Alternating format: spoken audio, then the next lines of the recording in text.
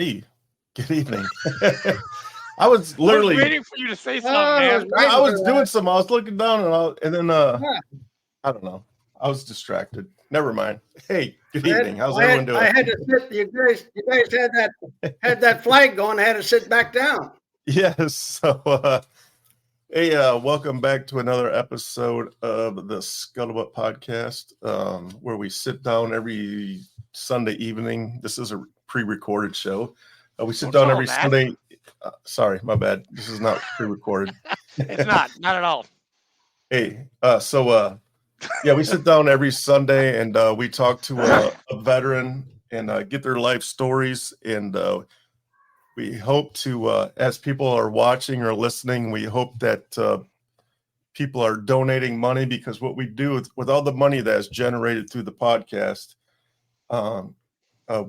we started a nonprofit and we send veterans and first responders to sporting events, which brings up, when you're watching this will be Sunday evening. Tomorrow night, Monday evening, we have two Marines going to Monday Night Football in Detroit. I'm super excited for them. They were besides of themselves when they got the tickets. It's super awesome. Brad and Gunny, hope you guys have a great time. It's our pleasure to be able to do this for you guys. And if you're interested out there, if you're listening, watching, whatever, if you want to help support the cause, there will be links down in the show description where you can donate. You can jump over. There'll be links to buy this cookbook. This is the cookbook I started. My two favorite things in life are cooking and talking to veterans. So what I did is I wrote a cookbook, and inside the cookbook, you're going to get some awesome recipes. Plus, you're going to get some great quotes from past podcasters that we've had on the show.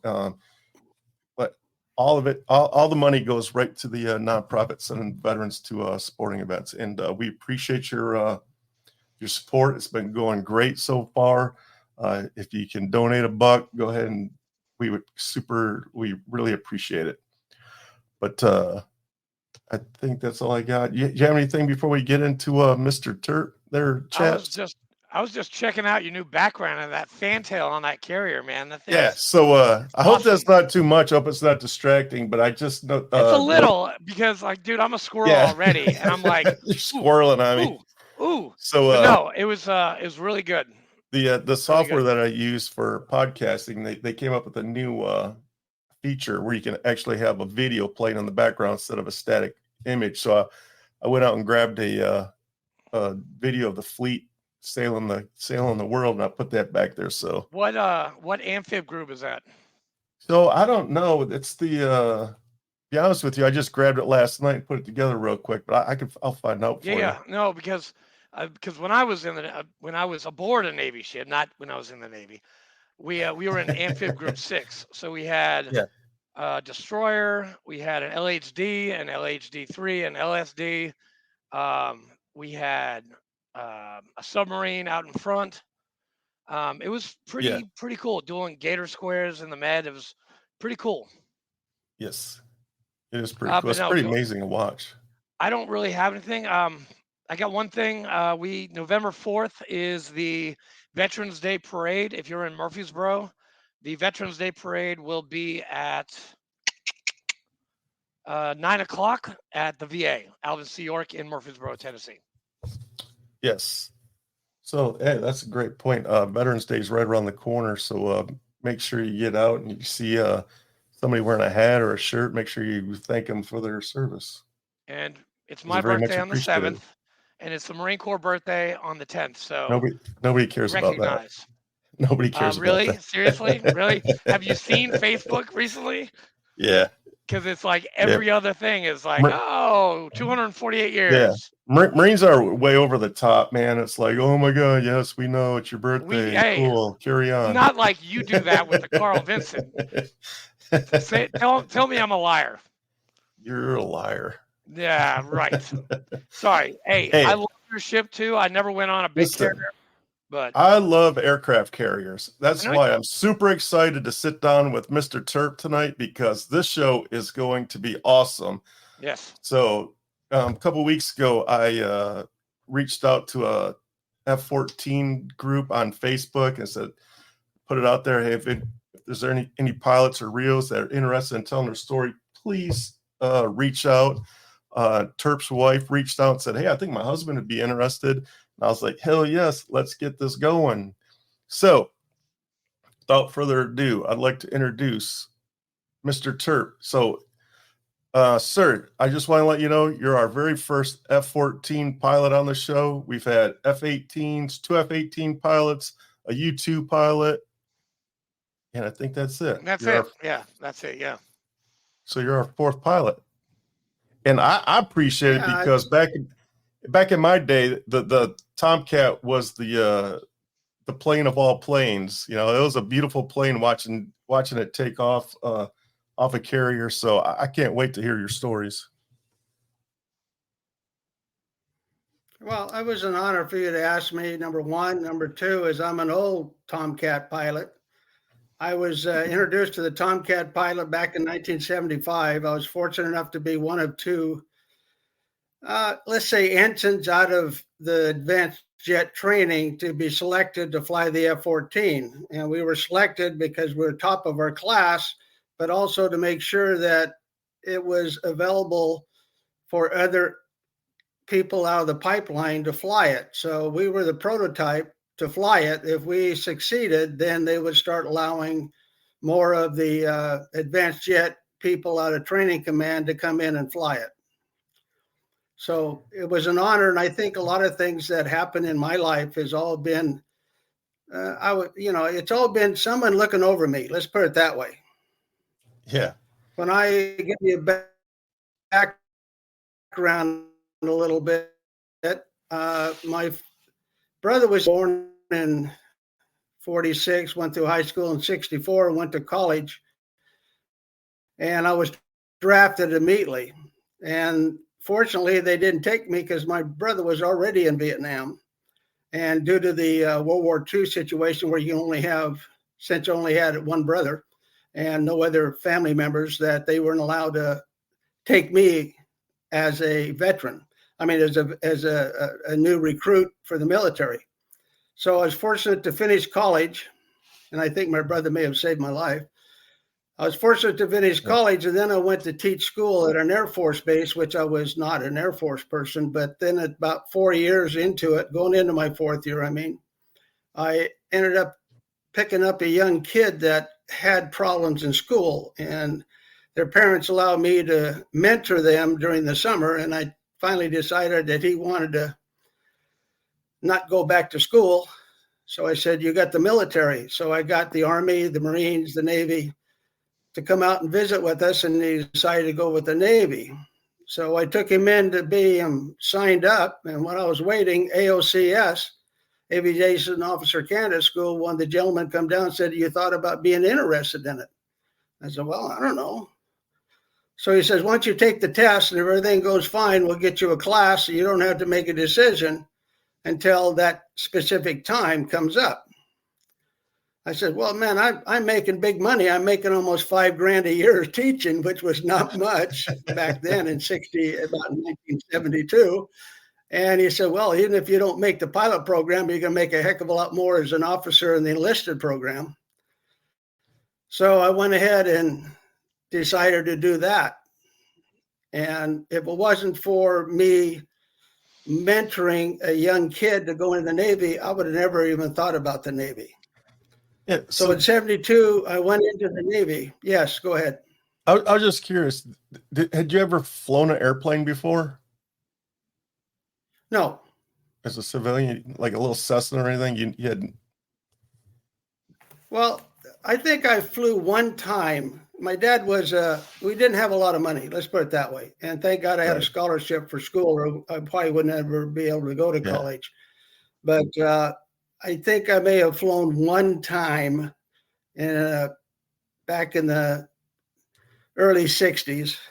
Other than that, but I was an athlete, so I had a lot of physical ability. I also enjoyed architect and mechanical drafting, so I had very good spatial orientation. So I took the test, passed it without a problem. You got to remember, I was 25.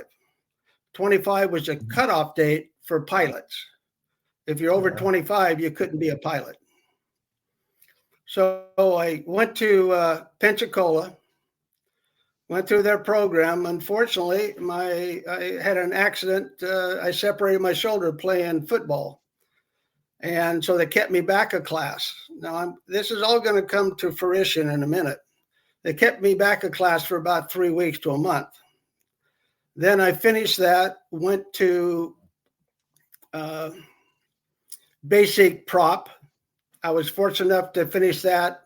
And then I had to select where I wanted to go because I was number 2 in the class. And I said, well, I want to go to jets. So I went to Kingsville, Texas, flew the T-2 and the A-4.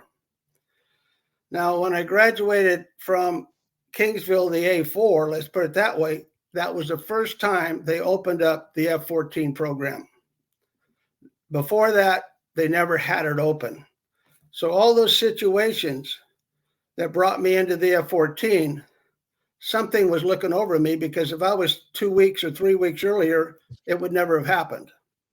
And if I was a week later, that would have never happened. So I was very fortunate with Dale Snodgrass and myself were designated to go to Miramar to fly the F-14. After that, I was in squadron called the Pukin Dogs, and Dale went to the Ghost Riders 142. Nice. And as we graduated, we both were stationed in Virginia Beach, Virginia.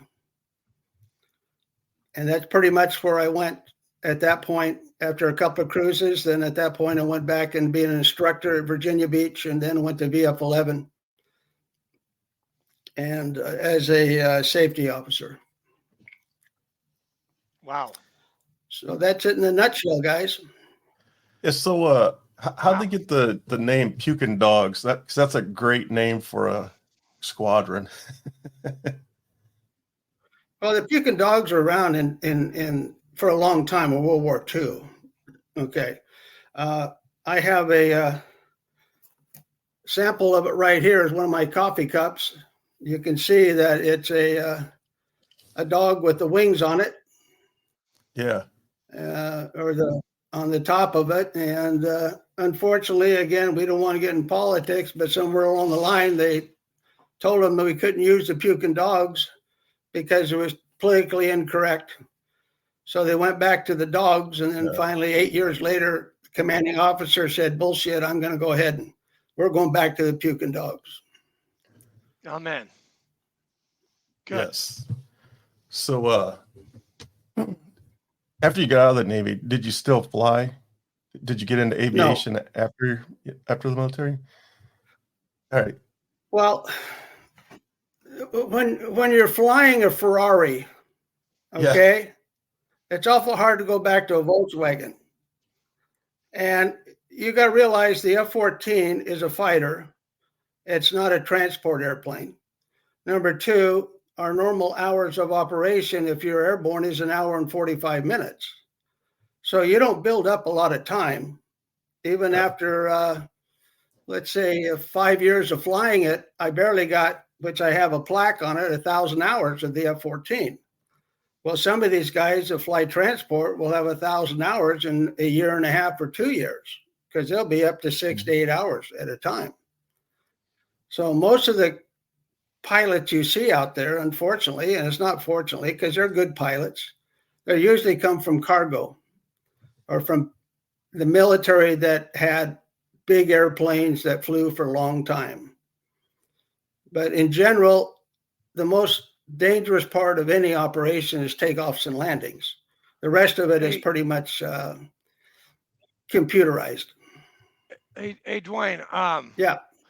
Did you get your name put onto the side of your plane,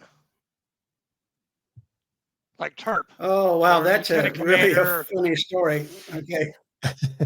Because well, somebody is writing me and asking me to ask you questions. That's fine. Yes, I did have my name put on. The thing is that as you get more and more senior within the squadron, more and more options available to you. As an ensign or a JG, you're not senior enough because you only have maybe 14 or 15 Tomcats. Well, you got to have the XO, the CO. You got to have the CAG officer, Carrier Air Group Commander's name on it. Mm-hmm. Then you got to have the lieutenant commander's name on it. So by the time it gets down to the lower ranks, almost 90% of the airplanes are already named out.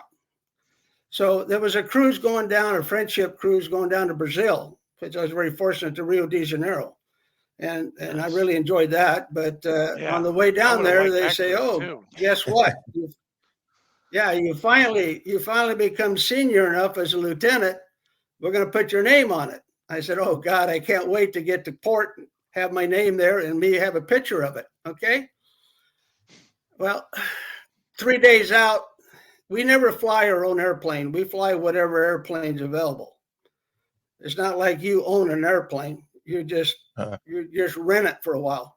So I was flying as somebody else were flying. I landed, it's not a problem. And pretty soon it got nighttime and we had a ramp strike. I don't want to say who the pilot was, but he survived. The Rio survived. Oh, guess what airplane hit the ramp? My airplane. Yeah. Damn. I never did get my name back on the airplane. Oh, so man. I did have it for a couple of days. I should have taken a picture of it, but it's now in the bottom of the South Atlantic. Oh, man. Damn. That sucks. Other than that, it was fine. Hey, so now real quick thing for you. Yes. Yeah. No, go ahead. No, I'm just saying, when I flew the F-14, it wasn't the most advanced one at that time because you have the Super Tomcat that came on later on. The F-14 I had was the F-14A. It was such a new airplane.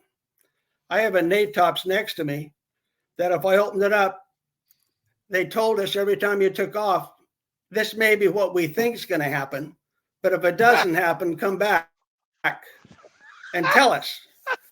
So I could open up my NATOPS now right next to me, and there'd be flip things in here that we had to paste on because they kept updating the F-14 of what's going to happen.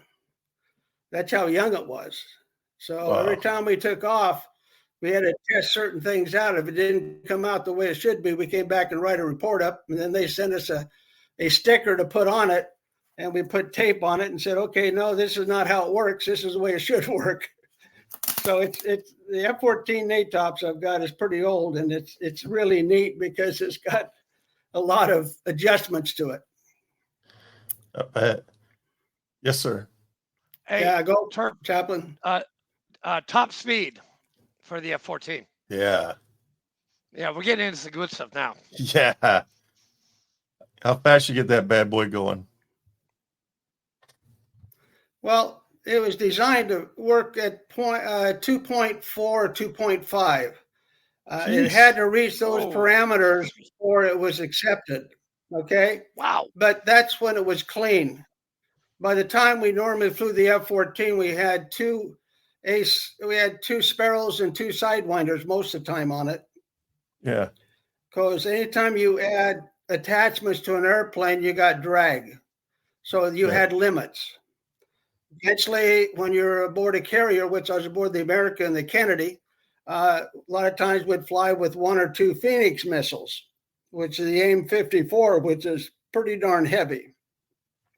So we still had limits. So I'd probably say 1.8, 1.9 was probably the max it would do. Damn. Under those pretty fast. stresses.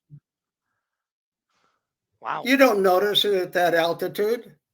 The only thing you notice is that when you're on a TACAN, if you know what a TACAN is, a TACAN is a directional finder from the area you're going to or going away from. If you put the TACAN on your nose, so you're going straight to it, it tells you the distance you're from it. Well, I've gone 1.6 before, and if you're looking at about 1,000 knots, you can imagine how many miles that thing clicks off pretty quickly when you're heading inbound. Yeah. But normally you're flying at 35 to 40,000 feet. So there's not much reference out there but clouds. Holy moly, Yeah. that's fast. So, Wow. Yeah. when you're on the carrier, you're on the deck of the carrier, and you're hooked to the catapult. The JBD is up, and you got that bad boy in full afterburner, just waiting for that thing to launch. What's that like sitting there in full afterburner and you're not moving yet? Can you feel that thing? Like, can you feel the power underneath you? Well, the F-14 had a different setup than some of the newer airplanes or the older ones. We had a launch bar that we went down with, and there was also a holdback. When you go to the afterburner, on your console in front of you, the cockpit will go 1 through 5, and that's your afterburner stages. They have 5 stages with it. The only thing you notice is you get a pretty high rumble in your head, and you do get a little vibration from the feedback. The biggest jolt you get is when you kneel the airplane to hook up your launch bar. There's still about 4 inches still to compress. So when the launch bar is launched, your head goes forward, and within a matter of a millisecond, your head is thrown back because you get that downward, and then you have that acceleration off that part with it. So you got to understand that that's going to happen, and you sort of tighten up a little bit. The funny part of it all is that after we fly the F-14, next thing you know, the F-18 comes along, and you don't even touch the stick. You got a grip up on the top you hold on to, and you're launched without your hand on the stick. Someone's got to have an awful big set of you got to have a big set of something between your legs for me to not hang on to my stick. I'll tell you that right now. So, dude, do you remember the very first time? Yeah. Okay, what are you talking about? I was just saying. The first time. Do you remember the very first time you were launched off a carrier?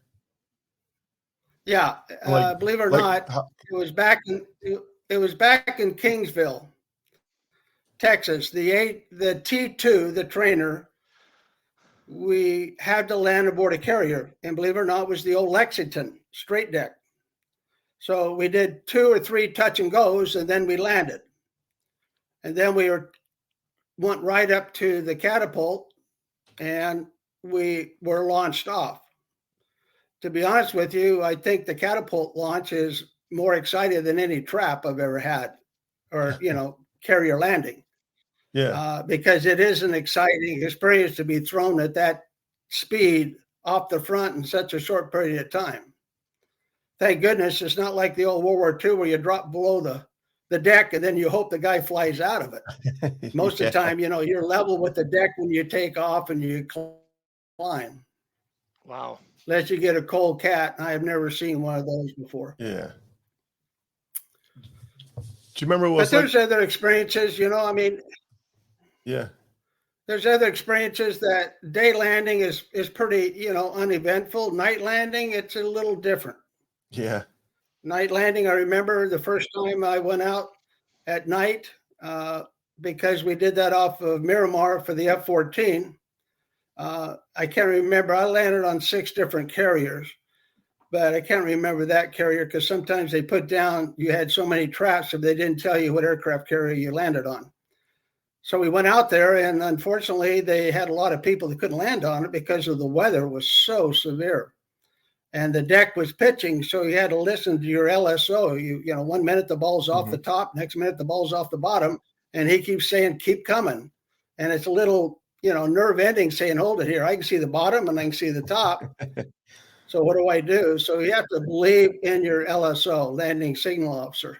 Yeah. So I was fortunate enough to do 2 touch and goes and landed. And I was one of about 8 guys that never made it. I mean, I made it. The other 8 guys didn't. And I don't know if it was a luck of whatever it was, but I just believed in the LSO and just flew it. The hard part you have landing aboard a carrier is that you have 3 things you have to think about the whole time on approach. I don't care if it's day or night. That's lineup, angle of attack, and the meatball, which is your lens. And you got to think meatball. those three things all the time. Where's my Why do you guys lineup? call it Where's my angle of attack? Pardon? Why do you call it a meatball?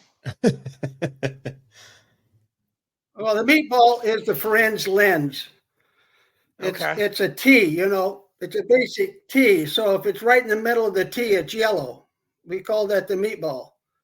If it goes above it, it stays yellow. But if it goes too far below, it turns red. Okay? So it's telling you the angle of attack you're approaching to make sure you land within the limits of the cross-deck pennants, you know, the wire. Okay. So your ideal position is to have the correct angle of attack, the correct lineup, and the meatball in the middle, or the lens right in the center of the T. With that, you've got the best chance to land. I love him saying meatball. It's very humorous. I love it. So is the meatball and the ball the same thing? Call the ball. Call the ball. That's the same thing. I call it the meatball because okay. I've always called it the meatball because if I make a good landing, I got something to eat that night. You know what I mean? Now I get it. Yeah. So I hear that like if you bolter, you miss the wire, you get picked on pretty good. Well, there's times you got to remember, you know, you got 4 wires, 1 through 4, but it is rare, literally rare. You have all 4 wires. You may have the 1 wire and the 3 wire. You may have the 2 wire and the 4 wire. You know, they don't set up 4 wires all the time. And also you could hit that baby right in the middle and your damper for the tail hook might bounce. So it might bounce over a wire and it's a bolter. Yes, that's a bolter. Doesn't mean you didn't have a good pass with it. The bad part is where the LSO waves you off. And he can do it both verbally over your comm, or the Ferrell lens or the meat ball will flash red. The whole thing will flash red. And we'll tell you, get the hell off the deck. You know, we either have a foul deck or your angle and approach is so far out of norm that you're not gonna make it. So you see all red, you just give it full gas. Yeah, you just full gas. Just don't raise your nose up. If you're over the deck and realize that all of a sudden you're there, you don't want to raise your nose up and drop your hook any lower. You just want to just fly normal and get off there. I gotcha. Yeah. So I noticed like before the planes landed, they always broke past the carrier and did a big loop and came around, and then they landed. What's that all about? Well, it's designed to set up. The only time you do a direct landing is at nighttime, 90% of the time. Okay. You're set up at night, 1,000 feet back, or let's say a mile back and 1,000, let's say 4,000 feet. The next guy is a mile further back at 5,000 feet. They're just stair tacked up. Okay. I'll get into night landing in a minute. Day landing, you come in and a lot of times you will come in more than one airplane. So you have to create separation. You usually go out in what you call combat with 2 pilots, 2 airplanes. One will come in and brake. The other one will extend a little bit, then brake and drop down to maybe 800 feet, drop his flaps, drop his gear, drop his hook. Sometimes your hook will be dropped before you even get there. That's normal. And then your speed brakes come out to slow you down. You come around the corner at about 2,000 feet. You start picking up the ball. And then you're back into the 3 things: lineup, angle of attack, and meatball. And the LSO will, years ago, was flags they would hold. Now it's all comm. They talk to you over the communication. And the next guy should have an interval of a couple of minutes because they need to clear the aircraft, pull the wire back, taxi him out of the way, make the deck as clear, and the next guy lands. It's one heck of an operation. I had nothing but nothing but pride over the aircraft carrier crew pertaining to the shipboard people who handled all this.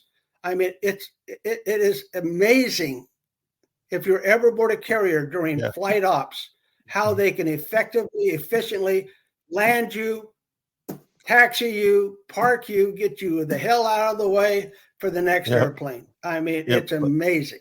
It's like 30 seconds. Yeah, the crazy thing is, man, there's 5,000 people on that ship, and every single one of them has a job, and they're always busy. It's nuts. Except for the Marines when we're aboard. Yeah, whatever. We don't really do that much. No, it's just, you know. You guys take us. You guys take us where we got to go fight. Just kidding. Well, He's speechless. Yeah, you got him flustered. Well, the problem you have launch, you know, I may be on a launch 15, I may be on a launch 30, where you have to be ready because you're playing games. And you're on a carrier, and these guys are running around with the E-2 props, with the jets, you know, taxiing around, going to the JBDs, the dead blast deflectors. Ordnance people are putting ordnance on airplanes. The fuel guys are fueling it. Everyone else is getting ready. And that, I mean, there's not like one person out there. There's 50 people out on that deck running around. And like I say, they're a bunch of organized ants. Correct. Yeah, I for safety stand downs, they show the what happened on the USS Forstall over and over again. So I watched that hundreds of times, and to see something like that go down, man, it's just heartbreaking. And these guys, when the shit goes bad, man, they just jump in it, man. They go right towards the fire. They run into the fire to do what they got to do, and it's amazing, man. My hat is off to every single sailor out there, man. It's crazy. Hey, Turp. Well, you got an 18-year-old kid. Yeah.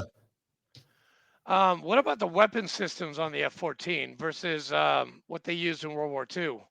What are the differences? Oh, it's day and night. I mean, you got to understand, World War II had props most of the time. They did start get the ensign killer, a few airplanes in that spot with it. Their radar system was not very well done, so you really had trouble tracking. You had the A4 in that, you know, in Vietnam, which was different. Was much later, but World War II it's a day and night. Now, even today, the F-14 had the Phoenix missile, and it was designed for over the horizon area. It could fire up to 5 missiles at one time during track while scan, and at 10 miles, these 5 missiles would go active with their own radar and track their own airplane. Well, you know, their targets. Okay, they didn't have that back then. They didn't have Doppler. They didn't have single target track. They didn't have a lot of the things that the advanced airplanes do nowadays, or even the F-14. The F-14 was designed for the Phoenix missile.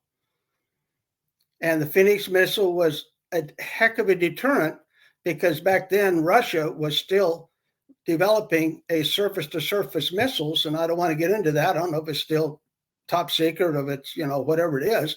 But I went to Top Scope School in Miramar to learn how to intercept all these different missiles because they were concerned about the carrier air group because they flew pretty darn fast.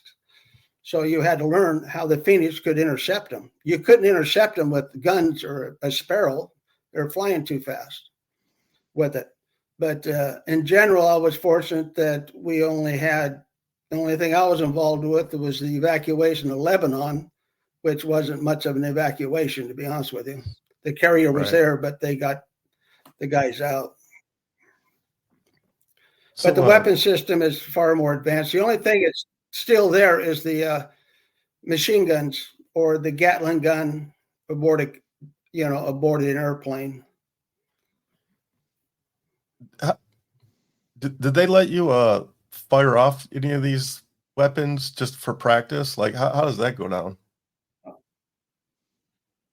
Well, yes, they did. What they'd put up is a drone, and each squadron was allocated either a sidewinder or a sparrow. Most of the time, they were sidewinders. For those that don't know, a sidewinder is a heat-seeking missile. So it needs a heat, usually the exhaust of something. A sparrow is a Doppler. It uses velocity. It's usually a head-on missile. So it does it that way.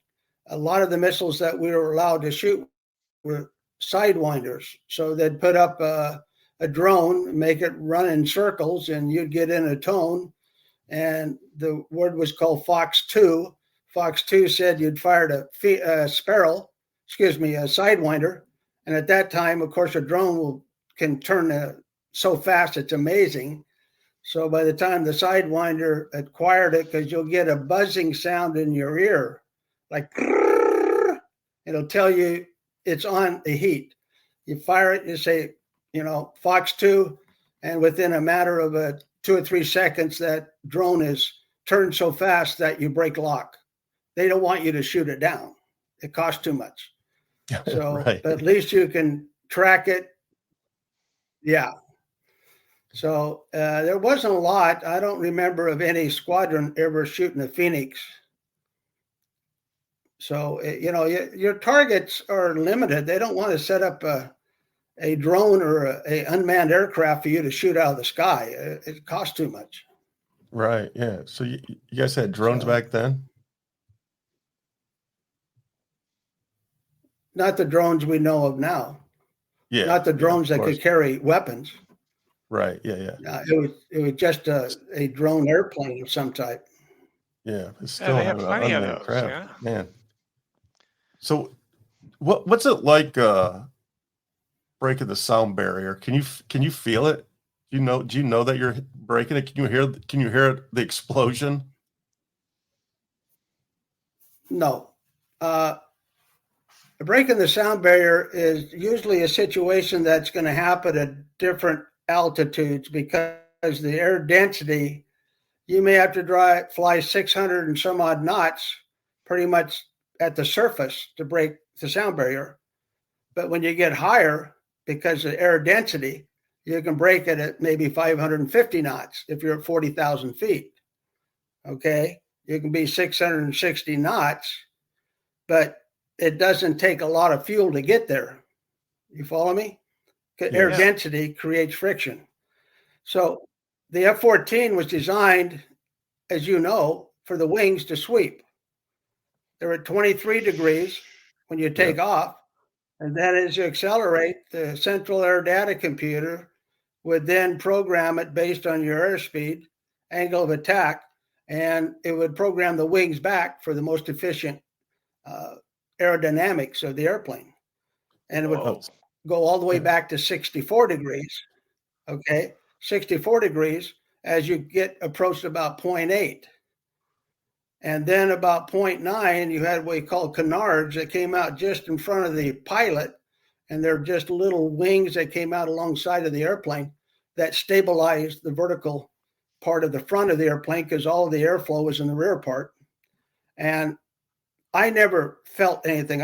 Like I said, anytime, maybe you don't realize speed is life in a fighting area.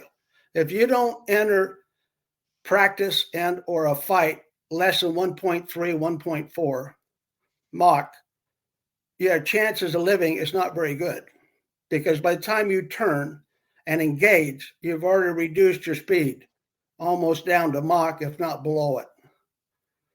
So you got to come in hot and fast and try to create the angles. As you start to make those angles, your wings will program because your angle of attack changes. And so your turn radius increases or decreases. Okay. But as soon as you get below, let's say 400 knots, you better think about getting speed again because you're vulnerable for an airplane that doesn't fly as fast as you do, but may be able to turn quicker. So speed is life. Get in there, try to get your shot, and then get some speed again, and then come back and re-engage again. So the F-14 was called the Turkey. You ever heard of that? I never heard it called a turkey. I did And once. the reason yeah. it was called a turkey, no, it was called a turkey because if you look at a cross section of an airplane, and all of a sudden the airplane turns, and all of a sudden the wings are out, and the whole thing, you can imagine 64 feet by 64 feet. How big of a door would you look at? It's huge. Yeah. So used to call it the turkey because when the wings are full out and everything else, it was such a huge platform to look at. Anyone could see it. Right. But yet you get an A5 for the Air Force, it probably had 3 meters of surface. We had 10 meters of surface. So if your wings start to come out, everybody from God nature was going to be able to see you. So that's one of the reasons you want to keep your speed up, to keep your profile down. Okay. But the wings were designed that as the wings moved back, the Sparrow, the Phoenix, and the Sidewinder still had a forward looking capability because it was mounted on the inside of the wings that don't, go back and forth. Man, I'm going to watch Top Gun and Top But Gun it was, I don't tonight know. just because of this conversation. Wow. I'm very impressed, Turp. That's very cool. So Yeah, well, the sad part was I ran the F-14 in the early 70s yeah. because Grumman needed money. All right. We tried to sell the F-14 up in Canada, and I was up there in an air show with them, and I still have the Canadian F-14 on my jacket because we're trying to sell it to different nations to keep the cost down. At that time, it sounds like very much, was $15 to $20 million a copy. Now you're looking at airplanes of $30, $40, $50 million a copy. Yeah. Yep. But it's all relevant to what the cost of living is back then. Correct. Yep. But unfortunately, Iran got it, and all of a sudden the Shiites took over, and they finally had to disable 90% of them, and they decided, well, we don't want to have anything around. So if they ever got them back capable of firing, would be in trouble. So unfortunately, there's no air shows out there with the F-14 in it. Right. Damn. So Like, how I know that you got out of the Navy kind of early because you wanted to be with your family, but how hard was that decision knowing that you're never going to fly this plane again?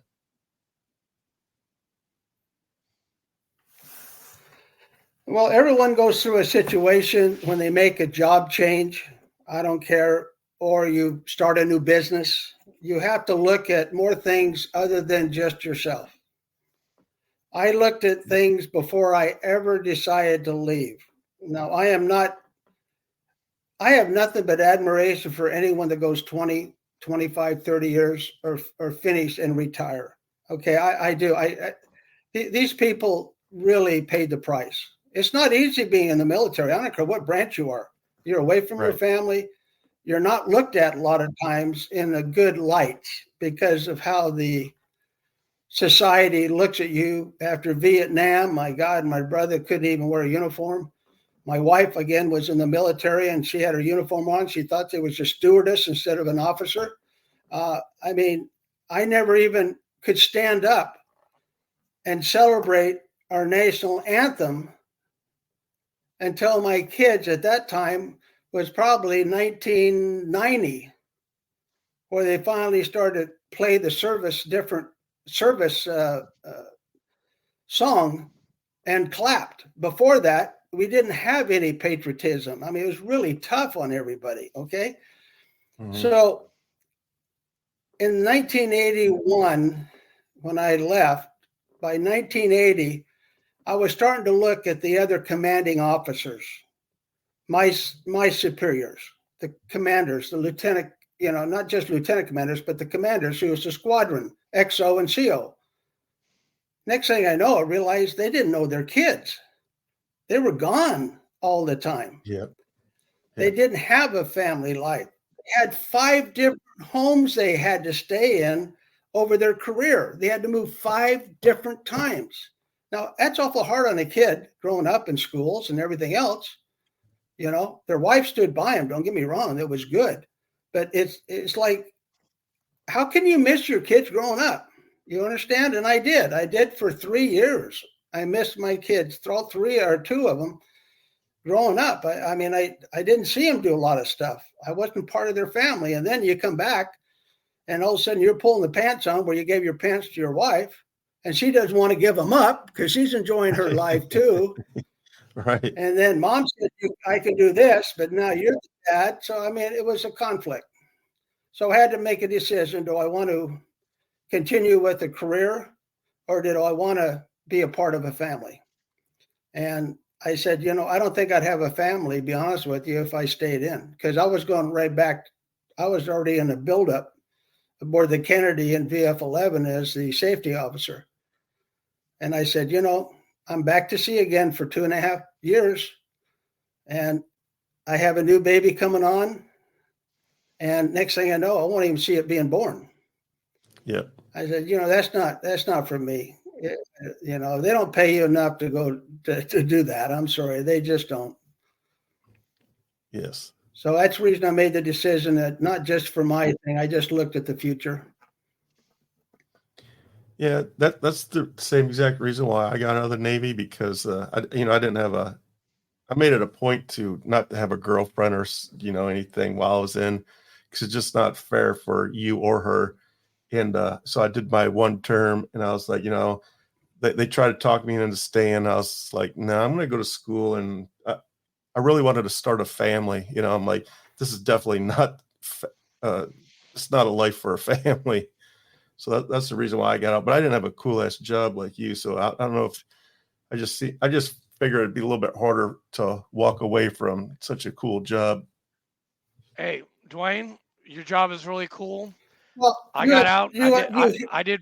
No, hold on for a minute. Yes. It's a job. Okay. Yeah. You served your country. It's a job. It's no different than any other job. So I'm very patriotic. I don't want to even go to that point of my patriotism, but I'm telling you this right now. If you're not having fun in your job, it's work. Yeah. And if it's work and you're not enjoying work, you shouldn't be in your profession. Yes. Well, if Dwayne, you're thinking more of something else versus doing your job, go ahead. Well, Dwayne, I was an infantry machine gunner, and I had 3 years of hell and Fallujah and Ramadi, and then my last deployment was a Navy ship. That job that I had, it was great. I loved it, but I'm glad I got out because I've got a really nice life now. I'd be a first sergeant right now if I'd stayed in, or I'd be a sergeant major right now. I'd be like 2 years from retirement. I'm very patriotic myself, but I did 3 deployments and I saw a lot of death. I saw a lot of destruction. I caused a lot of shit. And I just thought it was time for me to move on to something else in my life. But I wouldn't give it up. I'd do it. I'd do it again in a heartbeat. Yes. Well, when I'm in my 20s and 30s, my life is a little different than I'm in my 60s and 70s. Okay. Right. I wish I could do some of the things I could do back then. All right. But at the same point is that I find that the patriotism should come from your family. You're not going to learn it in the schools. You're not going to learn it any other place. It's got to come from your family setting the rules. Any enlisted and or warrant officers, chief, petty officers, I don't know who they are. If you've served your country, don't ever tell me you can't go out and succeed in civilian life, because they taught you. If it wasn't for the Navy, I wouldn't be half the person I am right now.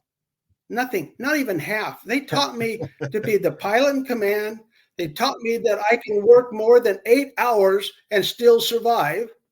They taught me I don't have to eat every day at a certain time, and I don't have to go to bed at a certain time every day. If I want to accomplish something, put your brain to it, and you can accomplish it. These young people Dwayne, today, and a lot of them, and let me finish. These enlisted guys and everything else who come out and say, woe is me. Damn it, you guys have got, these people have more ability than half the civilian side you're competing against. You know what it's like to get up at 4 o'clock, and you know what it's like to work 17, 18 hours and accomplish something. Civilian life doesn't know how to do that. I'm sorry. 90% of them don't. So you enlisted guys that come and cry on my shoulder, don't do it, because you guys have already paid the price, and you've got the ability to be whoever you want to be. 100%, man. The Navy opened up so many doors for me. Like, it's unbelievable. But when people thank me for my service, I'm always like, I feel like I should be thanking you to allow me to serve my country. I loved it. I loved everything about it. Now, granted, those are very good points. But granted, some of these guys, they come back really, really messed up. PTSD, TBI. They're hyper vigilant, hyper anxious. They're beating up their girlfriends. You know, I mean, some of these infantry guys that I know, yeah, they want to work. They want to do that, but you know what? They're scared, or they can't do it, or physically and mentally they're just not there. It's just kind of you can't pile all of them into the young people. They're some ones, yeah, they're lazy. And the other ones, they actually have physical conditions where they can't. Like I've got friends. Me and Fleek both have friends that are 100% total permanent unemployable. These guys, I don't even think they can hold down a job to save anything, and they're trying their best. They are, but because they went and they raised their hands, signed the contract, and they went out and they got blown up multiple times. I mean, I did. A lot of my friends did. It's just it's tough. It's a tough situation because you have some of the young people that don't want to do anything. You've got some of the young people that are coming back that are too messed up. They can't do anything. And then there's other guys that are just lost in the sauce because they need an officer or somebody in charge to, kick them in the butt. Well, the difference between civilian life and military life is between a light switch turning on and off. There's no in between, because a lot of times when I left and came back in civilian life, people said all I knew how to do is kick the tires and light the fires pertaining to the jet. But I only had one fitness report for flight. The rest of it, how I handled the men. Okay? That's how your fitness report went. But at the same point, I do feel I'm not in the Army. I'm not in the Marines. I wasn't in combat where they saw that. I can't relate to that directly. But, my father was in World War II. My uncle lost his leg in Germany, not Germany, but Italy, in a landmine in World War II. They never talked about it, but they somehow came out of it. I don't know. My dad was an aircraft carrier. My brother was burned a little bit. And you're right. I don't know. I don't know. Most of the time. No, you're right. That generation was a lot tougher than this generation nowadays. Mm-hmm. Yes, I definitely concur with that. Well, I don't know if they were tougher. But they mentally realized that they didn't have anyone else to depend on. They had to do it themselves. They didn't have a very good VA. Okay. They didn't have a lot of it to really fall back on. And my nephew right now had just served 23 years in the Army. And he's all crippled up too. And it wasn't because he went and got his shoulder messed up and stuff like that. But it's a lot of different situations for different people. in different ones, but I'm hoping that there's enough people out there that can support them, like VA or other places that can help these young men and women have a full life. Yes. Yeah. So I have a couple more questions about the plane. How many landings on a carrier did you have? Well, it's hard to tell. I mean, I've got my flight book right here with it. I probably have 200 or 300 traps during the day and a couple of hundred at nighttime with it, because you had 13 officers and Rios, and each one of them had to have so much flight time. The requirement was you couldn't go more than 5 days without a trap and then fly at night. You understand? In other words, you had to fly within 5 days of during a day. Therefore, you weren't allowed to fly at nighttime unless you had a day flight within 5 days. So they were very conscious about everyone keep board up in the ready room that had all the pilots on it. And if you got one or two behind everybody, they tried to make you catch up. The only problem is you only had so many airplanes. And one time I came out of Jacksonville, and my commanding officer at that time said, "Dwayne, I want you to fly." And I said, "I haven't flown in 5 days, you know." He says, "I don't care. We got airplanes up. You can take off during the day." I said, "What's that got to do with me? I'm going to come back and it's nighttime and it's dark." Now you have to understand, in a clear night, I don't know if you guys understand this, flying at night, you have white stars above you and you got white lights around the ship and around you, because those are the lights the ships have on that escorting the carrier or anybody else fishing or transporting out there. You don't know what's upside down or right side up when you're flying at nighttime. Okay?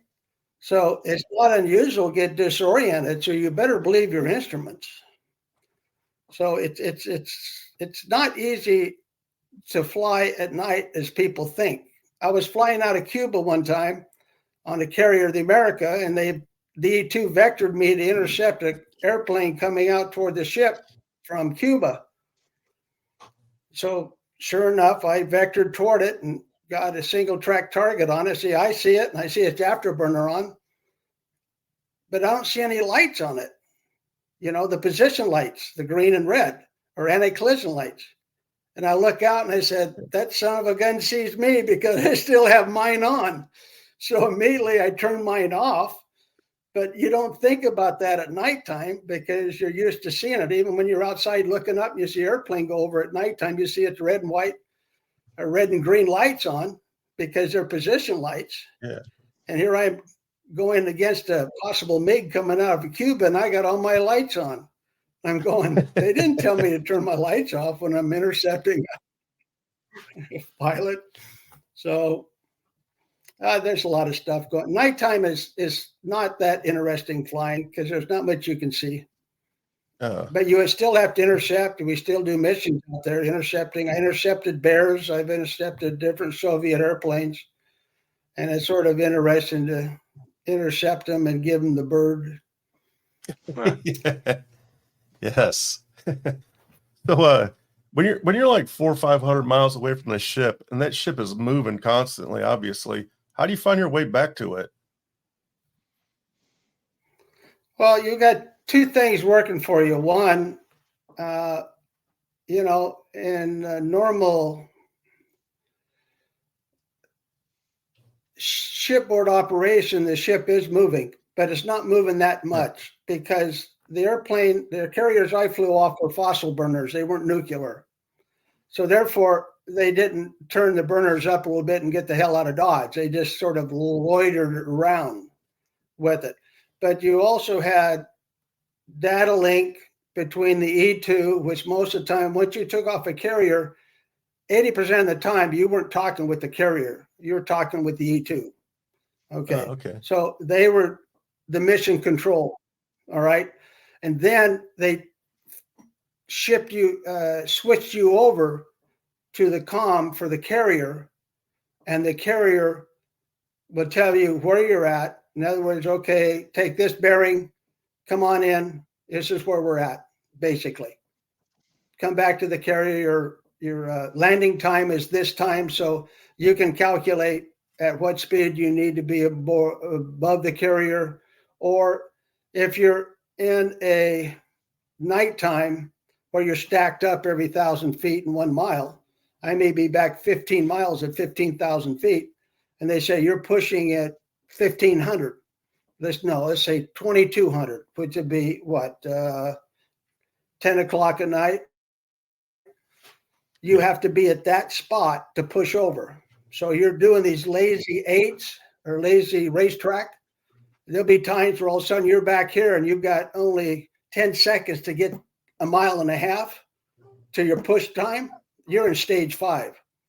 Because if you're not there within that time frame of 5 to 10 seconds, then you're pushing everybody else above you further back. You follow me? Yes, sir. I have hit that push time doing 500 miles an hour. Okay. Because I didn't want the person behind me to have to, change their push time. So then you just pull back, hit the speed brakes, and try to slow up so you don't overtake the guy in front of you. Yep. No, it's when you really are taught. Yeah. When you got out of the Navy, you said you were a Lieutenant JG? No, Lieutenant Commander. Oh, Lieutenant Commander. I turned down Lieutenant. I was a lieutenant. I turned down Lieutenant Commander because if you accept it, you have to have 2 more years. Yep. Yeah. Okay. I got you. I wore the bars because they frocked you. They say, "Oh, you're on the selection board. You can wear the bars or the oak leaves." Yep. But officially, you're not getting paid. Yeah, of course. So when you got out of the Navy, what kind of career did you pick up? Well, I had a family friend that had a business in California, in the Silicon Valley area. And he was a contractor, and I got to meet him and with him for about a couple of weeks when I went out to safety school in Monterey. And so I stayed at his house and went down to Monterey to do the safety school. And he had a contracting business, and I've always enjoyed construction. And he promised me to give me the same amount of money that I was making in the Navy if I wanted to leave. He can become a worker for him. And that's when I really started to look at if I want to stay in or not. And I decided, okay, no, I'll go back and work with him. Unfortunately, he was the civilian side of it, thinking everything comes easy. And he ended up losing his job or losing his business, and I took it over. And within, like I tell people, if you want to work 18 to 20 hours a day, you can make anything happen. So within 2 years, I built it from a $600,000 to over $1 million a year job. So nice. It was just because of me never seeing my family at night or during the day. My kids for 3 years didn't know I was even living at the house because I was gone before they got up for school, and I was back when they're in bed. But that's the price you have to pay to be a father and take care of your family. Yes, sir. Well, excellent, man. So we appreciate you coming on. Before I let you go, I just have to ask you, what kind of advice would you give a young person going into the military today or coming out of the military? Well, first of all, it's hard enough for these kids, especially with the economy the way it is financially. Most of the ones I'm still working at 76. I'll be 77 next month. And I'm still working, and I meet a lot of high school kids, or even kids in their 30s or stuff. They're all staying at home, 34, almost 40, still living with their parents. Yeah. Because they can't afford a home. They can't afford an apartment because if not, it'd be 3 guys to be able to help pay for it. If they want a career, go in the service. Absolutely. And decide what service you think you want. Army, Navy, Air Force, Coast Guard. I don't care. Or the reserves. Right. You're going to learn a trade. You never got out of high school. I don't care. There's nothing in high school you're going to take with you to the workforce. But if you go to the military, they're going to give you a trade. And they're going to teach you to be a man or a young woman, because they're both sides. If you're getting out of the service, and after 4 years and 2 left, either stay in the reserves so that you keep that comrade. It's hard, as you said, the Marines, you're such a close unit that you have buddies and friends. You develop such a strong unit together. Yes. So when you leave and go out in society, you've lost that unit. So if you get out, try to stay in some form of a unit like the reserve. So you have someone you can talk to. I say money is not important, but memories are. Well, your memories are the military during that time frame. So create those memories with other people that have similar memories or can tell you new memories about that. And then take your time and find something that you really want to, spend your time developing a skill and get into it. It doesn't have to be technical. There's a lot of schools out there, and there's a lot of other companies that will hire and teach you and pay you a fair rate. And, you'll get by, or go back to school and learn, because you got the GI Bill available. Yes. Don't that is come true. to me The and GI tell Bill me. is very helpful, and the 9/11 GI Bill, the Montgomery and the regular one. Yep. Yeah. But there's options. The thing is, you just have to look for it. Yeah. I think I try to talk all young people to join the military. My wife is the exact opposite. I say, join the military. My wife's like, no, stay away. But it's a great, you get what you put into it. If you go in there with a bad attitude, you're not going to have a great time in the military. But go in there and go in there with a good attitude, do your thing. And I say, when you get out of the military, definitely 100% find American Legion or a VFW and get back to your kind of people, because when you come out of the military, the civilians kind of suck. I don't know of a nice way to put this, but a veteran and a civilian, they're just 2 totally different people. And most of my friends, they're veterans. I do have some civilian friends, but I am more close to my veteran friends than I am with civilian friends, only because they get me. But definitely find your tribe is what they say. So, well, I find that young people have too much interest in their cell phone and they're playing games on the computer to do any social contact. Where when I was younger, you'd walk into some place, within 5 minutes, you got 10 people talking to each other. Right. Wow. So that sounds familiar, Fleek. Like I go into a bar or a hall and I'd start talking to 1 million people. Yeah. Sorry, Dwayne, I got a gift for Gab. He does have a gift for Gab. No. Well, gentlemen, I'll be honest. Thank you for allowing me to convey some of my experience. I'll always be available for any other questions if it ever comes up. And thanks, I will Dwayne. It's been an honor and a privilege, man. Yes, definitely our privilege. We love sitting down and talking to veterans, man. Even though I work all day long and I'm always tired and I'm like, oh man, I have a podcast tonight. But as soon as that camera starts going and I start talking and engaging, I'm just like, oh my God, yes, I am so glad I passed this one up. I love it. No, it's fun. I wish that we had more ability or more. I wish I had more people, but a lot of times where you live at, there's certain times you don't want to talk military all the time because there's other things going on in this world. But there's other times that, as I sit here and I don't have, people can't understand, what it's like to be a military veteran sometimes. And it's even though you're saying thank you for your service, I always say it's more than thank you. Thank you giving me the opportunity to serve my country. Exactly. Yeah. That's what I would never like that. It was an honor. I mean, like I said, I wouldn't be who I am right now, which I don't know who I am right now, to be honest with you, but I wouldn't have the fortitude and the will to keep working and kick the heck out of my kids and make sure they're productive. So I'll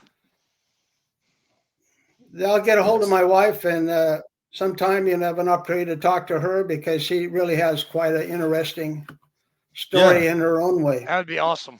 I would love to follow it up and get your wife on the following week. We'll do a back-to-back Turpin show. A Turpin show. Oh, that's good. Oh, that's good. That's good. I like a Turpin show. I like that. Yeah, I'll shoot her an email. Yeah, I would love to have her on. Do that. She was. It's always good. She was an intelligence officer. She was an intelligence officer a while, and I said, "You weren't pretty smart. You weren't pretty smart marrying a goddamn pilot." Oh, one last question before I let you go. UFOs. You ever see a UFO? No. Damn. No, I haven't. I haven't. I mean, nothing in the sky that I haven't seen that I didn't understand. Yeah. We had a U-2 pilot on about maybe a year ago. So YouTube, for people that don't know, they actually fly north of they're in space. Oh, they're 60,000. Yeah, they're like 60,000. 60,000 plus. Yes, sir. I asked him if he I asked him if he ever saw any UFOs, and he just kind of smirked and said no. I'm like, come on, man. I see that smirk. He's still flying today. Now the F-14 had a 50,000 foot ceiling. How far? So it's ceiling. No, the ceiling. How high they could fly? Yeah. They said they shouldn't go over 50,000 feet. 50. Okay. Because the air density is so minimum up there that the engines would not function correctly. Correct. Yes. So every airplane has a ceiling. Every airplane has a ceiling. Yes. Well, it was a pleasure talking to you. If you ever need anything, please give us a shout out. Yeah, Dwayne. You have my contact. Are you on Facebook? Yeah. Okay, I'm gonna look you up. I'll send you a friend request. All right, excellent. All right, do that. I'll see if I can honor it. Most of them I say bullshit because I don't know who they are. Yeah, if I get 20 requests, I'll say, I want to be your friend. I want to be your friend. I don't know who you are. Yes. Yeah. Yep. I do the same thing, but except for I try to accept most people. You could tell when they're phonies, but right, most of the time. But I try to accept most people just because I'm trying to push our nonprofit and our podcast out there. So we'll see what happens. All right. Well, is there anything else you have before we let you go? Well, the only thing is I want to thank you, Richard, especially, and I imagine other people are involved with it for what you're doing for the veterans. I mean it. I mean, I would not be honest with you. I would not be on here if I realized it was something that's putting a lot of money in your pocket. Oh yeah, it's yes, for the veterans, and that's the only reason I came on, because I really felt that you honestly are an honorable man. And you do want to help the veterans. Yes, thank you. I appreciate that. So just to let you know, when I first started this, I didn't have an idea of the nonprofit, but money started rolling in, and it kind of creeped me out because it's not my goal to profit off of your guys' stories, right? So I thought, hey, what can I do what can I do with this? So I was like, hey, let's start a nonprofit. And I love sports, so why not send veterans and first responders to sporting events when we can? Well, thank you for doing that, because it's one of the things that, believe it or not, it sounds funny, veterans are team players. And here you are sending them to a team sport. Yes, sir. And they can relate to team sport. Yes. So that's we're all a team. Yeah. I got a kick. Someone gave me a patch the other day. He says, I may not be something. It's next door. It was something like that. I may not be in the service now, but I was, and I still kick your ass. It was like it was a cute one that says I can still kick your ass. And it's like, don't mess with a veteran. Correct. Right. So. Well, thanks, Rich. Thanks, Chaplain. Hey, thanks, guys. Yes, sir. And I will reach out to get your wife on in the next couple of days. Thank you. Thanks for everybody who. Thanks to everybody who's watching and listening out there. However you're getting on, watching, listening, we appreciate you. Chaps, thanks again. Hey, Turp, thank you, sir. Nice job. Nice job, Turp. Nice job, Flake. But if there's other people that want to come up and have a bunch more questions, I'll try to answer them, because the F-14 is not confidential anymore. Yes. Okay. And it's really too bad that I'm glad that Top Gun was done so people could really see the airplane, the movie. So that was a good one. That was a good one. That was actually filmed on the aircraft carrier I was on when I was there, and two of my friends actually made the movie. Yep. Oh, awesome. Yeah, it was very cool. That's my claim to fame. I wasn't a pilot, but I got to see it firsthand. All right, guys, I won't keep you longer. It takes, like it says, it takes a Navy, everybody aboard a carrier to make one pilot. Yes, sir. Yes, I couldn't fly an airplane without all the people. That is all right. True. Thank you, guys. All right. Thanks, Dwayne. See you guys.